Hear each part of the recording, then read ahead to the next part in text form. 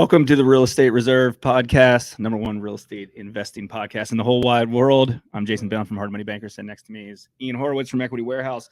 Super excited to be back in studio. If you are watching this live on YouTube or Facebook video, you can see we're in studio. And if you're listening to this on iTunes, Spotify, or wherever you get your podcasts, welcome. Hopefully you enjoy.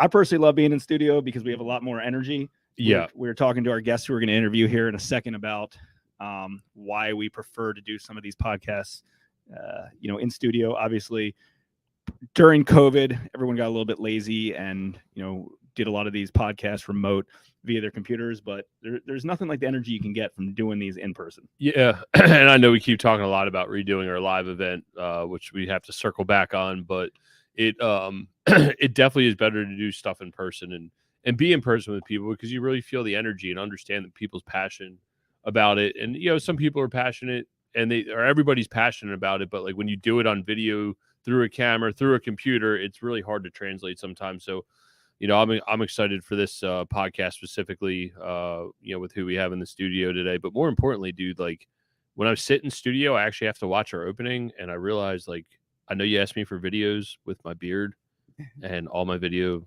content has no beard, so I feel I'm like, oh, who's the co-host? Who's that guy? Maybe we got to update. Update. So anyways, we got Ben Morgan in studio from Legacy Investment Group. Ben, welcome. Thanks for coming down.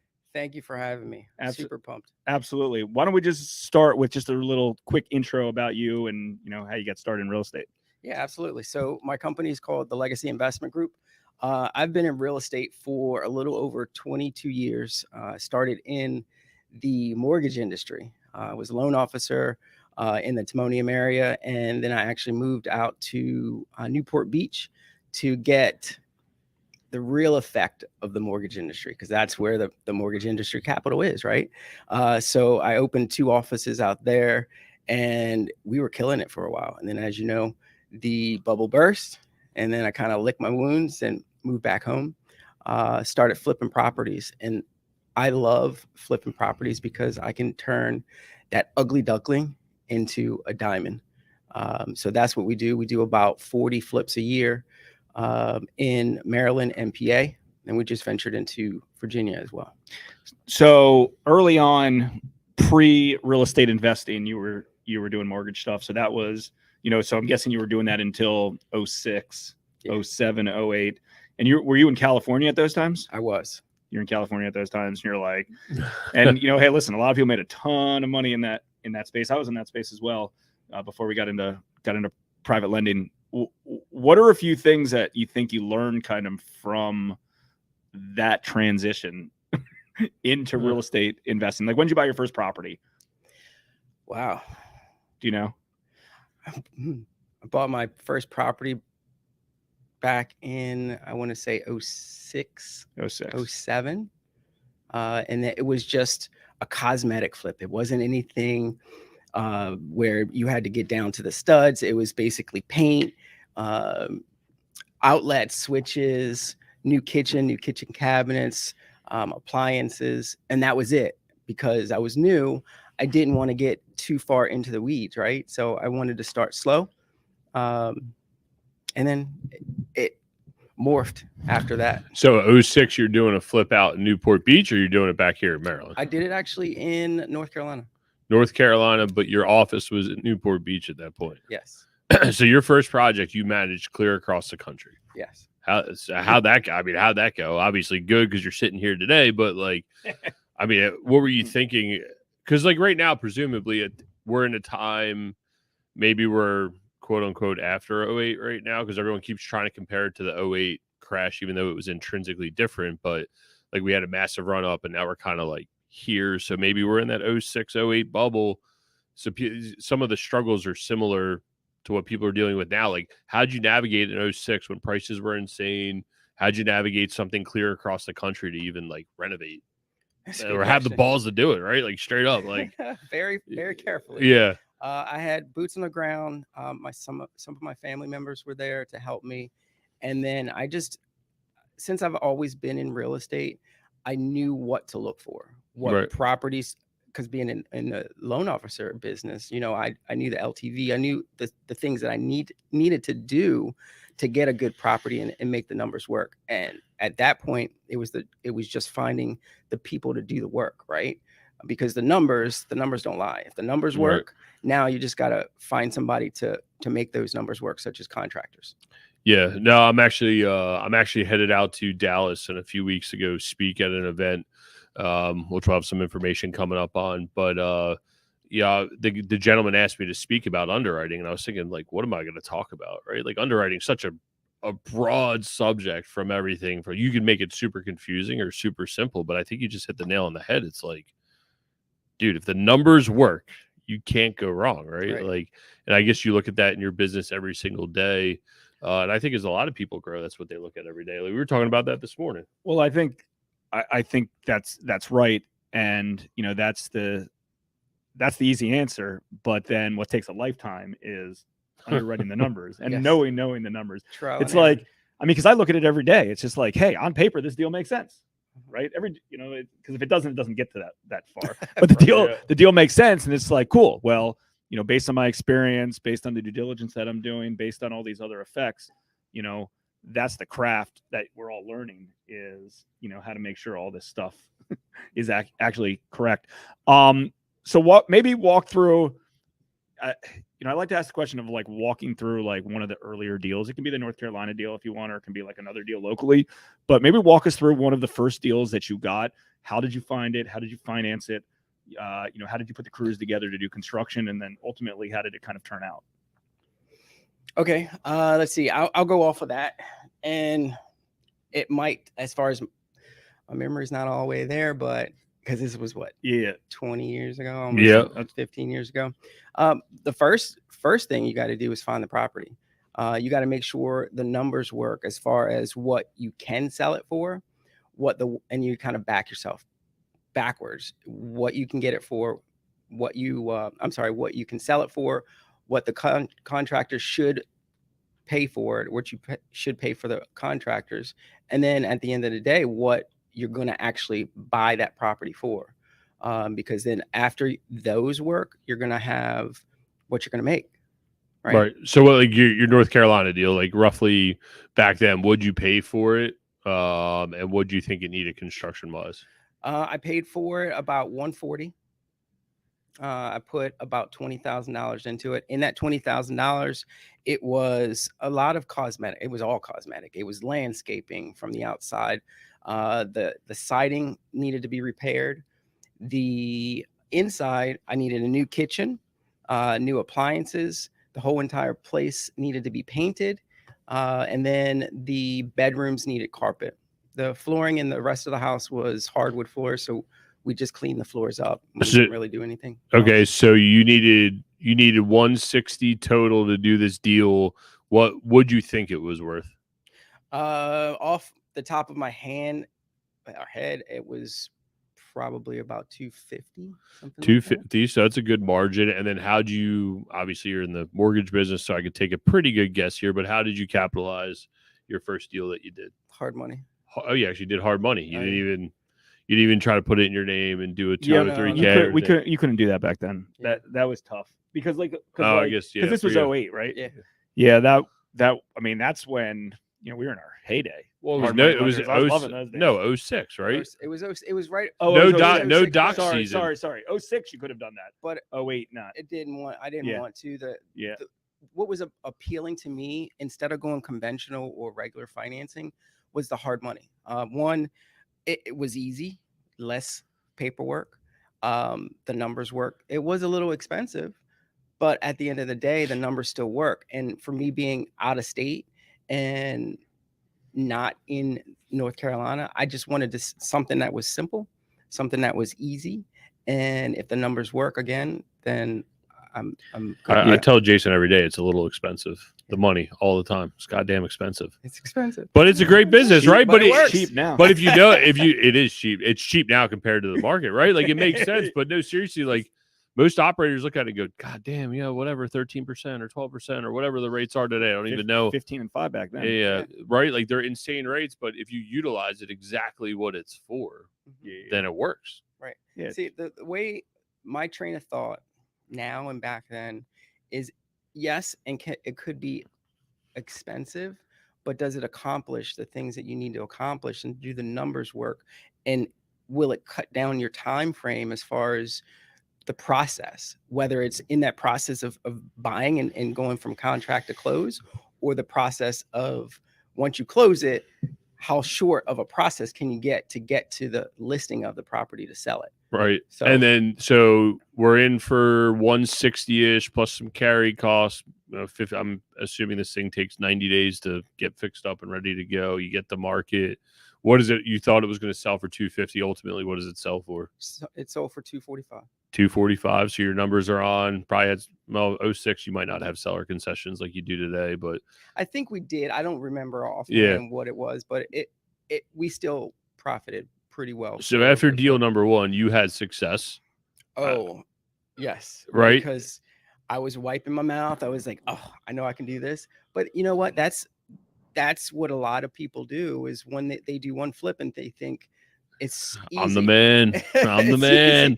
Everybody does. Yeah. And it's not, yes, it's motivation. And Right. if you can do it once, or if he can do it, or if she can do it, then you can do it. Right. But at the end of the day, you also have to tweak your processes. Right. And you have to know your numbers, and you have to understand what went wrong and tweak so you can make it better next time. So did you jump all in right after that, or did you kind of tinker around? I still tinkered around, because it was I was in California. I was still dealing with the mortgage industry. It was a side hustle at that point in time. Right.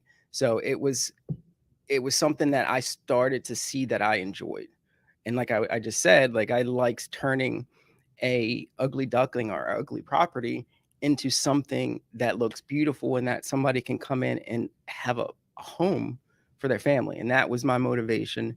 And then that's what motivated me to get into pure flipping once I moved back to Maryland. Yeah, no, that makes sense. So I guess in 08, right, like you had a bad situation, because I'm assuming your business just shuts down, right? Like it's gone in a matter of seconds.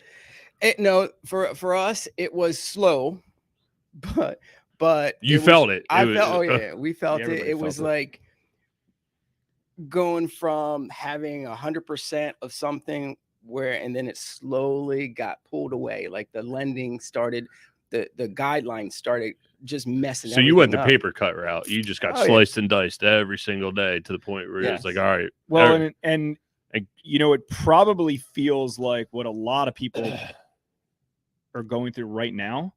Mhm. We've been through it. I've been through it. Like you, like slightly different industry, but you felt it. Like you was like, something's different.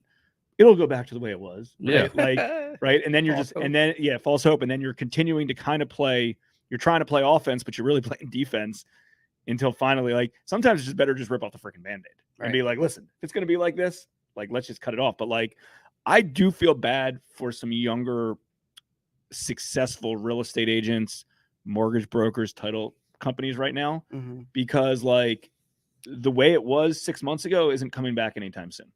Right. And or over the last 5 years, and that's all they know. Right. Like, you know, when, you know, it took 10 years for that spigot of loans that you were probably doing, or the loans that I was doing, you know, to increase, and it only went this way. And then it only took, you know, a few months for it to really be shut off. Yep. And that's kind of what's going on right now. I mean, there's less real estate transactions out there for real estate agents. If all of their eggs are in that one basket, and like right now they might have teams, they might have overhead, they might have this, and they're like, well, you know, things are going to pick back up. We'll kind of keep everything in place that we have right now. And instead it's like, hey, like, we need to change. Like, it doesn't mean that, you know, if you're a real estate agent or you're a mortgage broker, if you're a title company, if you're in anything, even a big flipper, doesn't mean that like, hey, I'm going out of business, but you have to adapt. Right. What happened months, you know, over the last few years is changing.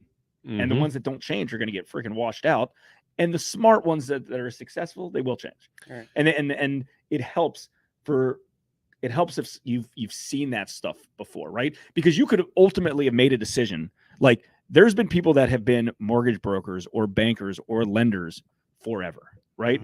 And they had a really good time up till 08, and then they had a bad time, and then they had a really good time again, you know, as of the last you know, And the then last, 2020 hits. over the last few They years. go like this, and everybody's scared shitless, and then it goes and like then it this. goes right back up. And then they're like So this. like, it doesn't mean it's a flawed business model or it's bad. It's just a matter of like, hey, am I disciplined enough to understand that, like, you know, things change.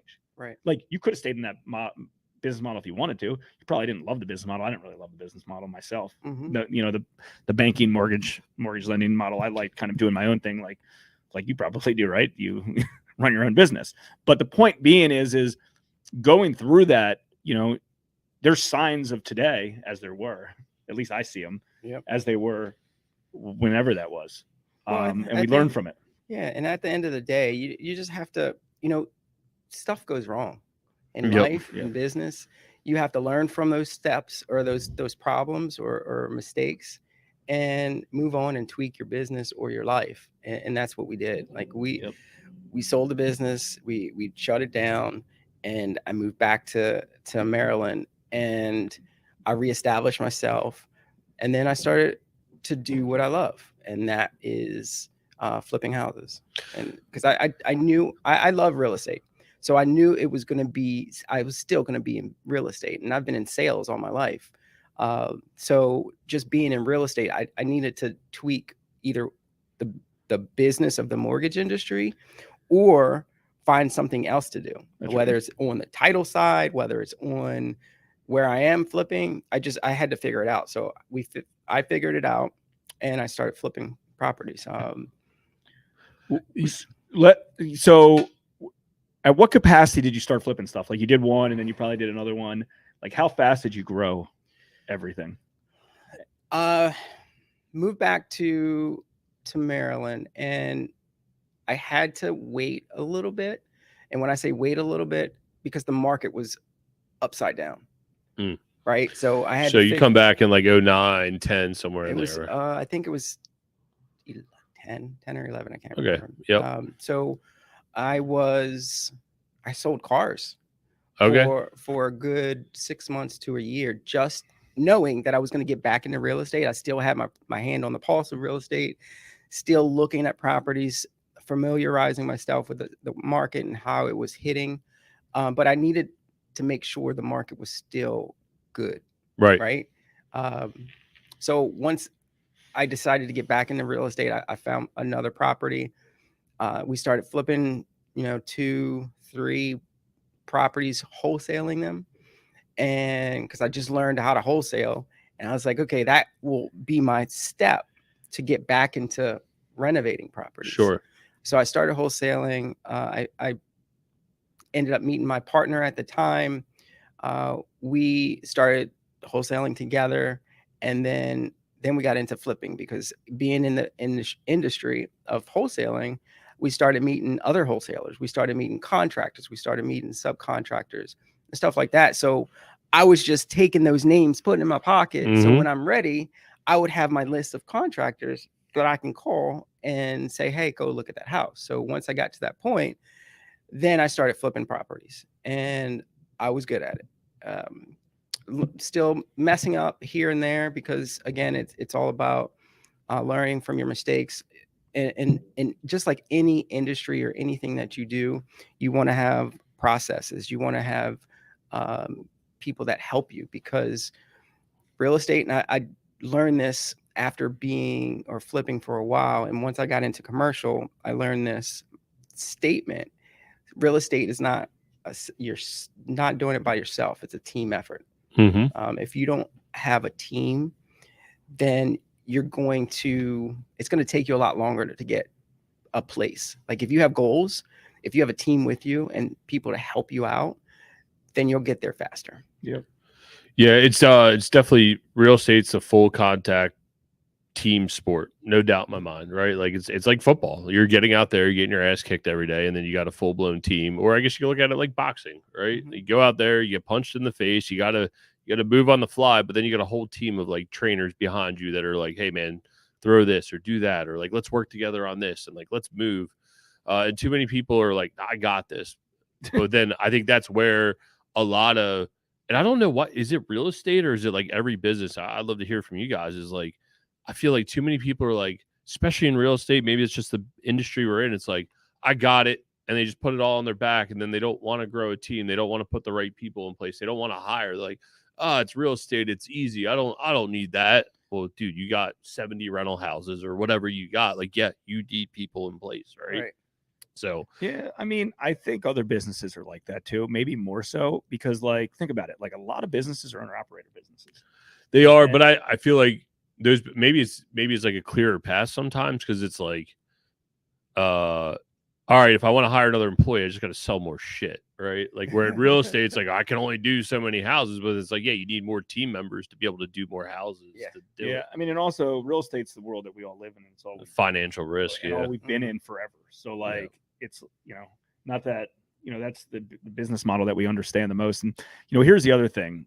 Like, the barrier to entry to get into real estate is low. Very True. low. Zero. Yep. So, like, there's a lot of dum-dums in the space, and some of them have done very well. Right. But they're still dum-dums. And but they have a team behind them. Yeah. To help. Sometimes. But yeah. Right. But I mean, there's not many other businesses where it's like, hey, I'm buying this property for $300,000 and needs $100,000 to work, and I'm going to make $100,000 on it in 6 months, and I was able to do it without any money in my pocket. And I go to like a Rita's franchise and try to accomplish that or something. I think Ben hit a point is like they do, even though they might be a one-man band dum-dum. It's like, dude, you got the lender behind you. The lender's not going to just randomly give you money and over leverage you, right? And the title companies be like, hey man, bad title. Like, right. I don't think enough people recognize that that's their team, right? And even if they're safe, right? and even if you're a one-man band, you're right. There's still typically some sort of real estate agent and a title company and a lender and a contractor and whatever else, an insurance agent. So, like, you're right. Like, even if it's you're a one-man operator, you still have 5 people on your team compared to maybe some other industries. We're gonna get to the commercial stuff here in a second. So you go from you're flipping houses, you're doing whatever. You start at 1 a month, 2 a month. Now you establish yourself here over a several year period. Now you're doing roughly 3 to 5 a month. I'm guessing you say you do about 40 a year, right? Yeah. So you're grinding away. What does your team look like today? And like, what kind of troubles did you have scaling over this time period? I guess roughly, 12 years here local to Maryland? Yeah. What does that look like? What did it take to scale to what you have today? What did it take? Yeah. A lot of time, a lot of patience. I had to go back and kind of look at my business, kind of tear it apart, if you will, meaning I needed to see what was working, what wasn't working, what was taking a long time to work, because at the end of the day, you make more money if your time of owning that specific asset is shortened. So my team, to answer your question right now, I have a COO, I have a CAO, transaction coordinator, acquisition manager, an office manager, and then that's here based in Maryland and PA. And then I have a partner on so to back up a little bit, we actually, once we got to a certain point in the flipping business, we branched off to other companies. So I have a construction company, I have a small lending company, and then we also have a commercial company. So we buy commercial assets throughout the United States in the commercial business. And that's what helps us to provide short-term and long-term investments for our investors that come in to invest in our residential side of the business or in the commercial side of the business. Nice. So as you're scaling, you add an acquisitions person, you add an operating person, you have your group of subs, you start to get out of that business. Like you said, I revisit my processes all the time, and something that we're doing currently as we grow to the next level is when are you blowing it up? Are you blowing it up in real time saying, shit, that closing was terrible, like I'm never doing that again? Or was it like, man, if I want to bring an operations person, like I need to get this shit right now before I can add that person and grow? Like when are you blowing stuff up or like reviewing what went right or went wrong? Is it every deal, or is it more holistically as like it grows? As it grows. Yeah. As it grows. So this past year, I just hired my COO, Eric Ferber. He is amazing because he helped me to rein in all the processes on the residential side of things, because Right. my goal for next year, well, this year I was laying the seed of my commercial business. Right. That was either purchasing properties and putting them in the construction phase. Mhm. And then next year I'll start to see that fruit of my labor. Right. But I saw me not being able to focus as much in the residential side. So that's, to answer your question, that's where I said, okay, I need to hire. Yep. I need to hire that high level integrator, because I'm the visionary, right? Mhm. So my integrator came in, believe he started in May, and he's just killing it right now, because he's allowing me to kind of push the residential business, the flipping business aside. And when I say aside, I just mean I don't handle the day-to-day operations anymore. Yeah. He handles the operations, and he's doing well. So you guys are doing the EOS team format He- based on your terminology? Yes, we are implementing everything January 1. So Okay. we're in the process of converting everything. We're getting new CRMs and stuff like that. So Nice. a lot of help that has enabled us to grow is the culture index, which provides us with the ability to see what that person that we're going to bring on, or the potential person to bring on, what their motivations are, what Right. their frustrations are. Yeah. Sorry, I'm stealing the conversation here, Yeah. because like we're going through the same thing. You know, I talk to you every day about it. I talk to a lot of people about it, of like what it takes to grow a company. And most people look, again, this goes back to the statement of most people look at real estate, and like you said, or we all said, is like it's a low barrier to entry. It becomes a hobby, and people don't create a real business around it. But you're creating a real business around flipping and being intentional about creating a real business around buying commercial assets. Like, I think that's really important. And I don't think enough people stop. And a lot of people's growth is stunted because they're not willing to do the hard work when they're like, man, this worked really well. I don't want to fuck with it. Right. Like, that's what happens. People Right. don't want to fuck with it because it's comfortable. And they're like, I make my whatever this amount a year. Don't fuck with me. And it hurts to go in and be like, this sucks. This sucks. This works. This sucks. We got to redo this whole thing. And it's like, you're going back to day one, but you've gotten so comfortable with here that you're like, I don't want to go back to eating shit again, Right. you know, but you got to eat shit to get to that next point. So 100%. I appreciate you being transparent, man. I love it. No problem. Do you think one of the reasons, well, I would guess there's one of two reasons, that you put somebody in place for the residential stuff, you're going to focus on the commercial stuff. Do you think that's where the real scalability is? You know, obviously it's bigger assets to get into. I know that's what Ian, you know, got into. Or are you kind of like, hey, I mean, someone's got to do it inside your operation, right? So chances are it's like, I got to go learn this thing. Mhm. I got to go do it myself.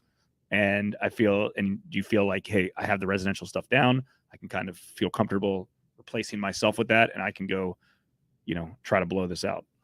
I think it's a little bit of everything. The residential side of things was running great. Of course, just like any business, you can have tweaks, and that's what we do. But my company was designed, the Legacy Investment Group, legacy being the key word here. Legacy is what I want to provide for my investors that invest in us, invest in our company. I want to provide a legacy for them and their family, just like I want to provide a legacy for my family and the people that work for the company. So the assets of commercial far outweigh residential flips. So for the last 2 years, we did a little bit over $1.4 million gross on the residential side. So that's consistent. Right. So if we're doing consistent gross of over $1 million, I think I was comfortable enough to move over to the commercial side, because at the end of the day, this is a business. And that's what you were saying before. A lot of people that are in real estate, they don't think, and flipping, they don't think of it as a business. They think of it as a side hustle, or they think of it as extra money. No, sir, this is my business. This is going to be my legacy for my family. At the end of the day, like, our goal is to do $10 million in next year, because of the processes. And with moving into commercial, they're bigger bigger plays. Mhm. It's not $100,000 house. Yeah. It's $1 million short-term rental, or it's a $10 million 200 unit property or something along that. Actually, that would be a good deal. Yeah, it'd be a great deal. I'm like, where is it? Because I'm in. Well, I think real quick, that's what a lot of people transition into, because whatever, instead of buying 10 houses, you buy a 10 unit apartment building, right? Or you kind of go, instead of making $500 a month, per rental property, whatever, you have one big apartment building and you need 10x that or 100x that. So I always think that's place. All in one place, and one roof. I think that's a good kind of transition. And I agree with it. I know some people, there's folks that I think we all know that kind of just live in the single family rental space where they only do residential and stuff like that. I mean, listen, if I do a loan for somebody, I'd rather do $1 million commercial loan for somebody than $100,000 Baltimore property for them. I make 10 times the amount of money, potentially have less risk, and it's the same amount of time. So, we've done, Ian's invested in a lot of stuff, and we've, I've been along for the ride. We've, put up some capital, we've partnered on some deals, and I can see it. There's just, the capacity is just up here. Right. Let's be honest. Any flip that you do, you're only going to make max this amount of money. But that's it. And that's it. But and it's over. Once it's over, you have to go out and find another property to flip. Yeah. So I got to the mentality, and it's all about mindset, right? When you flip that switch where you're looking at, passive income as opposed to just that set income that you get off of one flip, that's where that ability to keep pressing on and keep going forward will help. Well, you're in sales, or you were in sales. You are in sales technically, right? Like most people that are high earner sales guys, they just like the cash. They don't take the time to be like, I look at real estate agents all the time. I'm like, you guys have all the effing market knowledge. What are you doing? Like, you're making all this cash and the connections and everything. Buy some assets. So in a time like today, it's like, you know what? So many don't. This silo is turned off. I can't sell houses right now, but you know what? I got 10 grand a month coming in from my rental properties, right? Like, it's like, you are in the business. What are you doing? And it drives me up a wall. But dude, it's really smart for you to make that natural progression. And I said, you're like, oh, most people, it's the natural. No, most people don't take that next step. They're like, oh, well, commercial's too hard. Where do you find a deal? You got to get up. You got to go swing the bat. You got to put the reps in. And you said something that was, I want to drill down on, is like, you said it was my mental, like something mentally clicked with me. Like, what do you do? What groups are you part of? Or like, how do you mentally work on stuff to even get into that mental mindset of like, you know what, man, this business is really good. I have the ability to go to the next level, or whatever you want to call it. I can go venture out and do something. Or you're part of any groups? Do you read books every day? Like, what does that look like to keep you in that right mental state? Well, first and foremost, I go to church and God. Fair enough. That's the reason. I'm a universe guy, just letting you know. But go ahead. Everybody got their own thing, so okay. Good for you. That's okay. But He's got us here for a reason, right? Right. Working out is another thing that I listen to the motivation, mm-hmm. the motivational speakers when I'm on, just working out. That helps me mentally for the first hour of the day. But in general, masterminds have helped me for sure. When I started flipping, I got into it. I was doing, 5-6 deals a year. Mm-hmm. I got into a mastermind, 7-figure flipping with Bill Allen. Okay. And that helped me to double my everything. I had to think about what it was, but it helped me double everything and triple, because I would say that would be the number one thing, or one of the things that helped me to get where I am right now.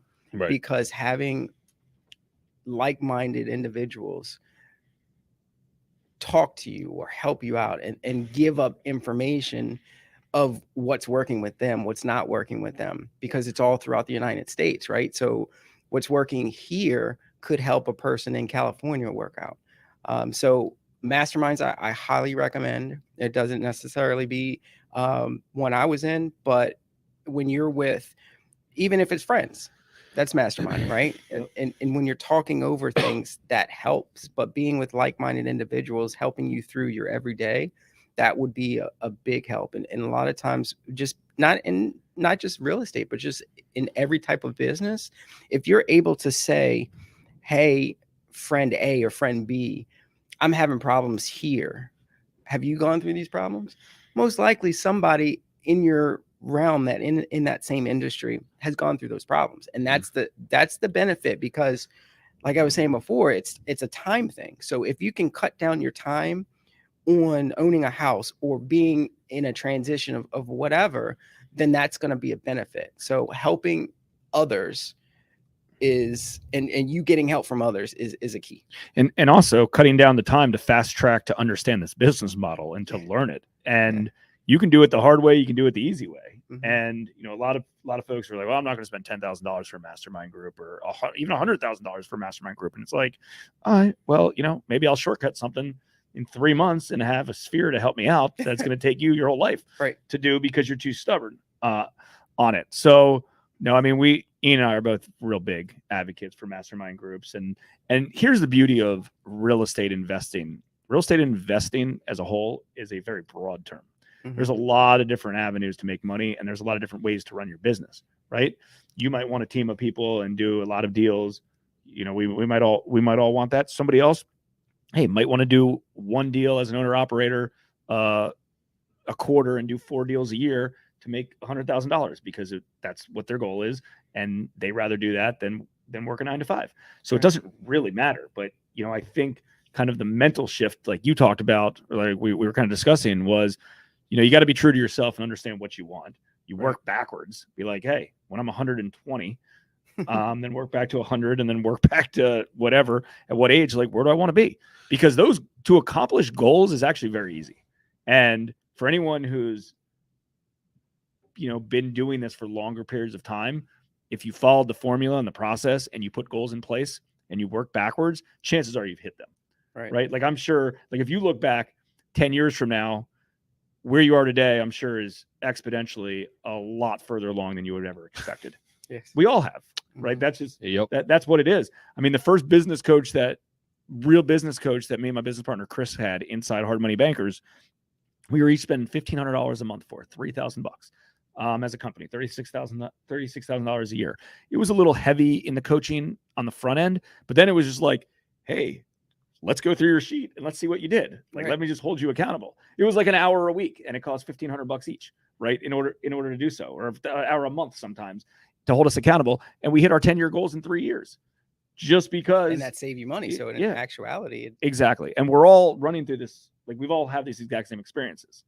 Like, you look back, and that's, I think, one of like the motivations to take all of us to the next level. And Ian was kind of alluding to this question earlier, is just kind of do what we've done in the past. Just be proactive on a regular basis, because it's like, think about where we were 3 years ago, 5 years ago, 10 years ago, 20 years ago compared to today. Like, it's unimaginable. Like, you put this ridiculous, audacious goal in place. Like, if as long as you want it bad enough, it'll happen. Like, it could be like, yo, I want to be a billionaire. Like, if that's truly what you want, and you're willing to put those activities. Like, personally, I don't do billionaire activities. There's a lot of soul selling that you have to do on that. But you could be, if you wanted to be. Like, I'm not going to take that away from anybody. If they truly want it, like, there's ways that you can do that. And keep in mind, like, we're all probably close around the same age, give or take. Like, imagine what we've done in the last 10 years. Okay, well, what can we do in the next 50 years? And it's all about putting one foot in front of the other. A lot of people think, oh, I have to have this massive change or massive like move. But no, if you do small moves every day and keep that positive mental state, you will get to your goal eventually. And you do whatever you want, just don't violate your core values, right? Like, if you're a homebody and you're going to go buy shit across the nation, probably not a good idea, right? Like, it's just a bad idea. And if you're not a good sales guy, then maybe you don't want to be in the wholesaling business, or you need to find the people to support you to do those things so it doesn't violate your core values. real quick, back to the mastermind, just because I think it's a powerful topic that doesn't get discussed a lot. Like, is there a common theme that you find that comes up? You know, I know you're sitting in a pretty big room with probably a lot of heavy hitters. Is there a common theme that seems to get recycled through any of those rooms? That Cash flow. Cash flow. Yeah, that's one of the things. Just because as a flipper, you have to Put it all on the line every single deal. No, you just have to think 5 steps ahead of what this process is going to be. You don't want to overextend yourself. You don't want to pay too much for one of your materials. You just have to be on top of your game, or you're going to get to when you sell that property and say, what the heck happened? Mhm. Right? What is it in your mastermind? Because I'll tell you what it is in my mastermind. So we got cash flow. The one that the group that I run, I'd say it's probably growth and getting into commercial assets is a common theme. Mine's like risk management, like how to not lose your fucking money, like how to do good loans for people in my hard money mastermind group. How do you do good loans, but do them safe? And it's all different phases. I mean, if you look at it, it's all different phases of life. Like your clientele is older. My clientele is, younger in our age group where people are starting to catch success. And I'm assuming your group is probably a lot of guys that are super successful looking to manage their risk, right? Well, so yeah, it's like, no, it's interesting. Well, because different mastermind groups are good for different things. Like we've all been parts of different ones. Yeah, sometimes it gets stagnant and you got to switch it up every once in a while. I mean, I've been in lender groups. I've been in, marketing, flipping groups, marketing groups, depending on what part of the business you're in. I mean, I would guess you're like us that like, hey, right now I'm in a growth phase. Next, I'm in an execution phase. Now it's like, hey, I really need to step this part of my business up. I'm going to go learn the hell out of it and concentrate on this for a period of time. Yep. And, early on, we were into a lot of internet marketing stuff, not to necessarily sell stuff on the internet, but to grow our company digitally, or on doing internet and marketing, Google AdWords. How do you do this? How do you do that? Like, how do you SEO stuff? So that was big for us for years, and that's what I helped. Oh no, I'm listening. Tell me all this shit. I need to fix everything. The problem is like though when you talk to him on some of that stuff, I'm like, yo, Jake, you just help me with this. Just do it like this. I'm like, oh, God damn it, I can't, dude. Like it hurts. Oh, I'm not technically or tech savvy. I can keep up, but it takes me longer. Yeah. Like I would much rather say, hey, can you help me out with this? Yeah. Or, how much can I pay you to fix this for me? Right. Like, so, well, I mean, different people like, and everybody likes doing different things inside their business. Like you probably have something that you're underpaid for inside your business that you're attached to because you enjoy doing it. And me too. And you too. And underpaid or overqualified, I think is probably the better word. You're probably overqualified to be doing that one specific task that you're like, why am I spending time doing this when somebody else should do it? But sometimes I like to call it even underqualified. Even though, that too. Hey, this is above my pay grade. It's like, it's just, doing a keystroke and something you shouldn't be doing, right? You shouldn't be. Yeah. So sometimes there's that, but there's also like, if everybody analyzes their business individually and they audit their day, like there's shit that we should not be doing. Yeah. But like, we do it because it's what we're used to, or maybe we like doing it. Yeah, and that's one of the things that I'm trying to step out of and have.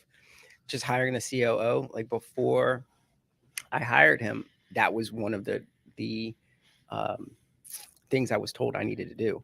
I needed to go through my days and write down what I did during the day, and then at the end of the week, I would look at everything I did and marked off what I did not want to do. Yeah.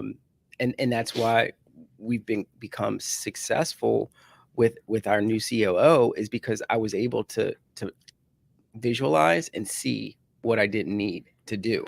Yeah. And he took that over. What fears did you have hiring someone like that? Because I know when we hired I call him project manager, but he's really our COO, Ryan, I had a lot of fears behind it of like, I'm going to be disconnected from my business. I know all my tenants. I know all the contractors. I get to go out every day. I love doing this shit. And then all of a sudden you're in the office every day. Like, how the hell did I even get everything done? Like, what was your fears in hiring that role? Those exact things. I didn't want to be disconnected, right, from the business. And we're still going through the change. So some of the processes we're still tweaking. Right. But it's been great. I just did a follow-up culture index survey to see where my mindset was, to see if the transition from having a COO and not having one, if it's working, and it came out great. Yeah, no, that makes sense. I mean, it's hard, and it's hard to allocate some of that capital to it because you're like, oh, I could just get it done. But that's where growth stunning comes of like, all right, I like doing the books or I like going around to my projects. It's like, nah, dude, you should be concentrating on raising capital, finding deals, going to these events, doing these podcasts. Like this is the stuff as business owners we should be doing. Right? That's exactly like I needed to get into commercial, and that's why I needed a COO. I should have got a COO a year ago to get into commercial, but I was hesitant. I finally pulled the trigger in January, where I started going to WiseHire and doing the culture index, started looking for the COO. So it was a process, but I found the right guy. And now I'm able to, like you said, raise money, raise the capital for my investors, be more of a service for my investors, being able to get back to them, being able to look at other commercial deals, underwrite those deals. Now I'm building out the commercial business just like I built out the residential side. So we just hired another transaction coordinator. We brought on another partner to help us underwrite the deals. So now I can go and still do the capital raising for the commercial. Now that we have that first part of the timeline, meaning we can underwrite, we can find the deals, we can underwrite the deals, we can get it to contract. Now we're in the process of building out the processes for and getting the people for contract to close, meaning another transaction coordinator, another capital raiser to replace me to raise money for our commercial side. So where do you think all this, like, what's your goal growth wise? Most of your residential are flips, right? They're not rentals. Correct. Okay. So where's kind of your goal with all of this? Do you think? I mean, are you going to continue to kind of go all in on the commercial side and buy multifamily, buy some commercial building, buy some Airbnbs? Is that kind of the next few year kind of long-term play, is just try to acquire whatever you can and I'm assuming they're long-term holds. Yeah. So with the goal of trying to just increase cash flow. Yeah. Our goal is to increase cash flow to get close to 500 doors next year. Right now we have a five unit apartment building. We have a 3-unit short-term rental building in Annapolis, a 10 unit office space in Timonium. I fly to Florida tomorrow morning to close on a Panama City short-term rental. And then we just built another short-term rental in Margaritaville, Orlando. So we're gearing up to do massive purchases and assets on the commercial side of things. So it's just, again, being in that mindset. So now that I have the residential side of things taken care of, I know that I can full force go into the commercial side. Yeah, I think the keyword's intentional, right? Like you have the people in place to then go be intentional about doing commercial deals, about finding money, about finding those assets that you want. And by being intentional, it's going to come more naturally, right? Mm-hmm. Most people aren't intentional in their actions. And then when they're not intentional in their actions, all the other noise comes through and they're like, man, I just can't get anything done. But no, you're not being intentional in what you want to do. If you really want to do it, and like what I like to do is I get up early. I'm an early morning person from like 7 to 9, 10 o'clock. Don't call, right. Like just leave me alone. I like driving in my car and thinking. I like working through those problems. I like getting my high level tasks done first. And then after lunchtime, it's war zone. Like 10 to 12, I seem to always field a ton of phone calls.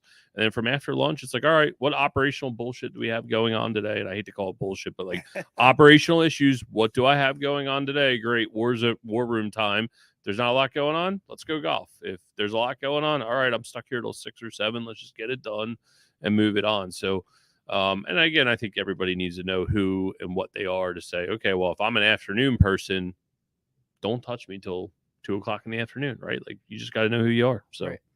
You're going to be busy every day. You're going to be busy every day. with bullshit, or you're going to be busy with good stuff. That's right. That's the way it is. And, Well, you say you go with offense and- and defense. That's what it is. yeah, I try to. And yeah. hopefully it's offense, or Yeah. hopefully it's offense, because you want to make sure that you're ahead of any Mhm. trouble coming, so Yeah. you can take care of it. Exactly. But I mean, either way, like, hey, if you're giving yourself a 9 to 5, like if you have to like come to the office at 9 to 5, or you're going to do something real estate related inside your business from 9 to 5, like you will be occupied. It might not be productive. Like you got to force yourself to do those things. And I agree that you try to do kind of the more proactive things earlier in the day, because like, for instance, if we're recording this podcast and it takes an hour, like we're going to check our phones, and there's going to be, defense stuff that's going to happen. There's Right. going to be things that are going to buy time. You look at your calendar and you're like, oh, I don't have that much stuff. The good news is you get all that stuff done early on. Then even if you got to deal with BS for the rest of the day, at least you still won the day. Right. Yep. Anything else you think we should, you want to add, advice, anything kind of related to your business that you're proud about, that you want to share before we wrap up? Just curious. Anything we're missing kind of related to your story that's been really. Never give up, man. That's plain and simple. Never give up. There have been lots of times that I wake up and I'm like, forget this, right? But it's all about real estate. Always has that X factor in deals. You got to be able to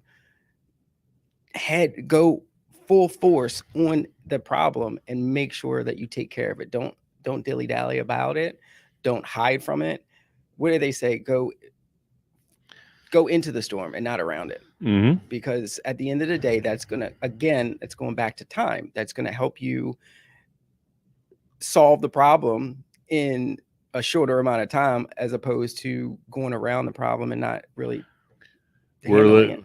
People say putting out fires all the time. I was a fireman for 15 years for the city of Baltimore. That's what we did. We ran into burning buildings and put them out, right? It's the same thing we do in our business. You got a fire, you go put it out, and you don't leave till it's done. Too many people are like, fuck this. That was hard. I'm out. Just get me out of this situation. Great buying opportunities for all of us, right? But in the same sense, that's where a lot of the problems come from. Most people don't want to put in the hard work.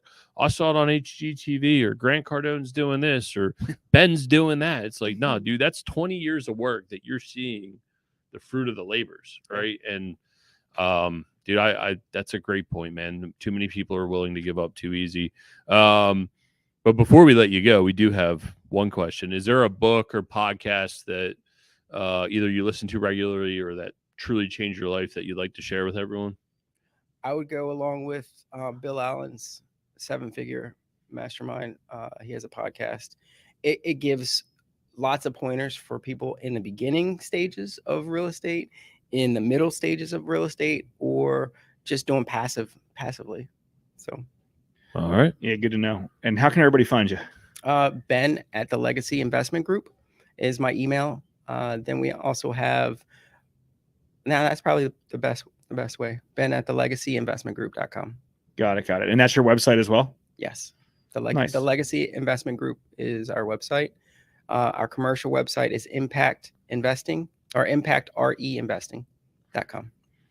Right on. Well, dude, I appreciate you coming in, and this is why we like doing live episodes, because the energy is so much better. You can't get that deep through a camera, so we really appreciate you being transparent. I thank you for having me. I was excited to be here.